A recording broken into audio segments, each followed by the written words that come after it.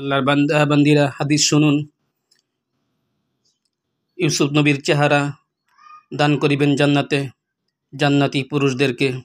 সুবহানাল্লাহ বলুন, অনেক সুন্দর হবে জান্নাতি পুরুষ। এরপর বলছি, মরণের সময় অনেক কষ্ট হবে। ঈমান না থাকিলে কেমন করে মৃত্যুর সময় কষ্ট সহ্য করবেন? আজরাইল অনেক কষ্ট দিবে। এরপর বলছি, কবরে আযাব হবে। কবরে জবাব যদি না দিতে পারেন, প্রশ্নের উত্তর যদি না দিতে পারেন, কবর আযাব শুরু হয়ে যাবে। অন্ধ ফেরেশতা পিটাবে, গরুজ মারবে, সাপে কামড়াবে, বিচ্ছু দংশন করবে। তাই আল্লাহকে ভয় করুন। এরপর হাসরের ময়দানে সকল নারী পুরুষ উলঙ্গ হয়ে উঠবে। কেউ কারো দিকে তাকায়ে থাকতে পারবে না। ওই দিন সূর্য মাথার উপরে চলে আসবে, সূর্যের তাপে মগজ গলে গলে পড়বে। কেমন করে সহ্য করবেন হাসরের ময়দানে? এরপর বিশ্বনবী সাল্লাল্লাহু আলাইহি সাল্লাম সুপারিশ না করিলে আমাদের কারোর জন্য উপায় থাকবে না। আল্লাহ রাব্বুল আমিন আমাদেরকে জাহান্নামের আযাব থেকে রক্ষা করুন। এরপর ফুলসিরাতের ফুল পাড়ি দিতে হবে। 30,000 মাইল রাস্তা।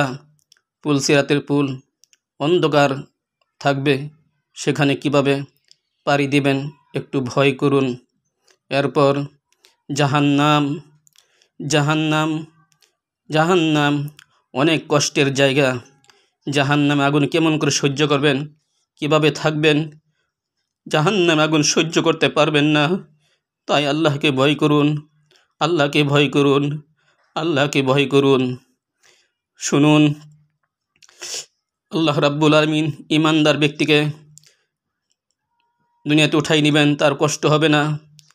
কিন্তু কবরে প্রশ্নের জবাব দিতে পারবেন ঈমানদার, আরামের সাথে ঘুমাবেন, কিয়ামতের দিন উঠবেন, তার কোনো কষ্ট হবে না কবরে।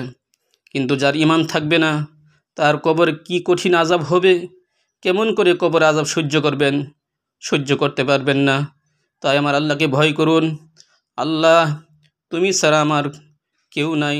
তুমি দয়া করে আমাদেরকে মাফ করে, ক্ষমা করে জাহান্নাম থেকে বাঁচিয়ে তুমি জান্নাতের ব্যবস্থা করে দিও। সকলেই বলুন আমিন। শুনুন, আল্লাহ ছাড়া উপায় নাই। আল্লাহ পাক আমাদেরকে রক্ষা করুন। ইয়া আল্লাহ, তুমি জাহান্নামের আগুন থেকে বাঁচাইও। তুমি ছাড়া আমার কেউ নাই, তুমি ছাড়া আমার কেউ নাই, তুমি আমার সর্ব আপন। ইয়া আল্লাহ, তুমি যদি আমাকে ক্ষমা করো, তুমি যদি আমাকে মাফ করো, তাহলে রক্ষা পাবো। তুমি যদি মাফ না করো, তাহলে আমাদের কারো উপায় নাই। তাই সকল মুসলমান ভাই বোনেরা আল্লাহকে ভয় করুন, নামাজ নিয়া কবরে যান, আখিরাতে শান্তি